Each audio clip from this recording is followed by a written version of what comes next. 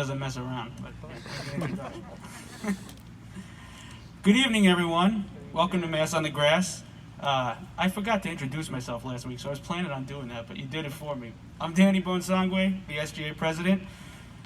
If you're a first-year student and you came last week, welcome back. If you are coming here for the first time, welcome. But to the sophomores, juniors, and my fellow seniors, welcome back. Yeah. Our time at the Heights last semester ended abruptly, and it felt terrible. But now we're here together once more, and we'd like to keep it that way. We are all on a voyage together. There is a ship, let's call it the SS Lemoyne, and it left from its port about 2 weeks ago, and at the time it just had the first year students on it.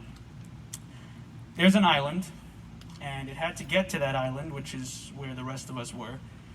And there were some people who thought, this ship ain't gonna make it. The SS Lemoyne is gonna get sunk by the first passengers, the first year students. They're just gonna party and hit a rock or something and sink the ship. But it didn't happen. So I think we should give the first year students a strong round of applause for it. I don't know if any of them are here, but you defied the odds. I hope you know that. So that was the good news. Well, there's really no bad news in this story yet, but now the ship, it reached that island, and we're on it, the sophomores, juniors, and seniors. And we've got 88 days left in our voyage. We're supposed to get to our destination around Thanksgiving. And it's very important that we survive that 88 days for many people's livelihood. The livelihood is of everyone who works at this college and people who work in this community who rely on this college as a source of income and a source of economic growth. So we can't pawn this off on the first year students anymore. We can't say, hey, if they mess up, and we don't get back to campus, that's their fault. Now we're all on this boat together. And it's rocking, and it's, doing its thing. It's windy, but we're not going to hit any rocks, right? Not going to hit any rocks? Okay, good. We're going to need a source of inspiration to help us to follow the rules, to not break any of the public health guidelines that would force us to shut down.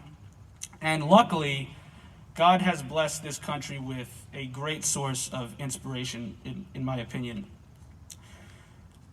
In my basement, there's a picture of a guy named Danny Bonesangwe, and he's wearing an army uniform. I've never met this guy, actually. He passed away before I was born. But his picture sits next to a folded American flag in a triangle that the military honor guard gave my dad at his funeral. And this guy, when he was in his 20s, he wasn't very much older than us. He got married. The year was 1942. And he got married on a Friday. He went on a one-night honeymoon on a Saturday. And Monday morning, he shipped off to boot camp. And then for 4 years, he was fighting in the South Pacific. He wasn't the only one. He was a member of the Greatest Generation. The Greatest Generation was born between 1901 and 1927. Many of the people born during this time endured some of the worst hardship ever endured in this country. In 1929, a nearly 20-year-long depression struck, forcing millions into dire poverty. In 1941, America was attacked and went to war with two of the most evil regimes in world history. Many young adults our age at that time had no time to be young adults. Some had lived through the roaring 20s and gotten comfortable with the excesses of a consumer society and never needed anything. They enjoyed some good times, but then their country asked them to save the world from an existential threat, and they did. They became adults at an age when most people are still adolescents. The threat is different today, but just as grave. Our parents, our grandparents, and vulnerable members of our society are living in fear for their lives because of a pandemic that no one asked for and no one was prepared for. It's not fair that you all have to miss parties and the usual rites of passage as college students. It's not fair that we all have to wear masks, but what are you going to do? I'm sweating under this thing. It's also not fair that half of our classes are online. But fair or not, that's what our college, our city, our country, and the world is asking of us, because that's what it needs us to do. To borrow from UK Prime Minister Boris Johnson's address that he gave after a long and harrowing battle with COVID-19, we must form a human shield around our elderly and our vulnerable. What does that mean? The good news for us is that, unlike the Greatest Generation, we don't have to go to boot camp at Fort Benning and then ship off to the beaches of Normandy. All we have to do is follow the rules. Following the rules will require a degree of adulthood. What is an adult? There's a great book by author Mark Manson, the name of which I can't say at this event because it has an obscenity in the title, that goes into great detail describing the difference between an adolescent and an adult. To an adolescent, doing the right thing is transactional. Adolescents do the right thing if it will benefit them in some way. But if the wrong thing benefits them and they can get away with it, then they'll do it. Adults are different. Adults know what right and wrong are in their abstract concepts. They do the right thing because it's right. They abstain from doing the wrong thing because it's wrong, not because they're afraid of being caught. Make no mistake, these terms do not reflect age, but mentality. There are plenty of adults in this world who behave like adolescents. That's part of what got us into this mess. But you all have the opportunity to be adolescents that behave like adults, and you will be stronger for it at the end. Lemoyne's motto is greatness meets goodness.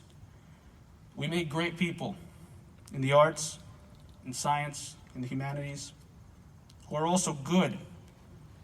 They care about people. They take care of their fellow humans. It's one thing to say it, but do we do it? I can unequivocally say that Lemoyne walks the walk. During the months-long quarantine when classes went online, Lemoyne faculty and staff were incredible, reaching out frequently to check in on us. It was a collective effort spanning from the campus ministry staff to the vice presidents, President Lemura, and everyone in between. Our staff is doing an incredible job in making sure we all have a good year. Student development, campus ministry, and the leadership team have been working their green and gold tails off to make sure that we can all be here. Several of our Jesuit sister schools have already gone online, but Lemoyne continues to stand as a tower in a sea of crumbled ruins. As a matter of fact, let's get a round of applause for the leadership team, the student development office, and everyone who works for Lemoyne for getting us back to campus. And of course, Tommy Andino and the campus ministry staff for having this event today, despite the odds, and last week, twice. Lemoyne faculty, staff, and administration has walked the walk. They've done everything they could do. But there's a line from Peter Hans Kolvenbach, a former superior general of the Society of Jesus, that is true now more than ever. The real measure of our Jesuit universities lies in who our students become. If we become the students you've seen on the news partying in musty basements during a pandemic and not wearing masks and Lemoyne shuts down, what will the world think of Jesuit universities? What will the world think of greatness meets goodness? Are they going to buy that slogan? But if we do what we're supposed to do, and in a country where colleges are opting to go online left and right, Lemoyne holds the line, fights the good fight, and follows the rules, then we will be measured as a group of responsible adults. We could become the second greatest generation, and an inspiration to everyone we know. With the example set forth for us by the greatest generation and the strength given to us by God Almighty, I believe that we can survive this 88-day voyage and make it to shore. God bless you all. God bless our faculty and staff. Stay safe and enjoy your time at the Heights. Welcome back.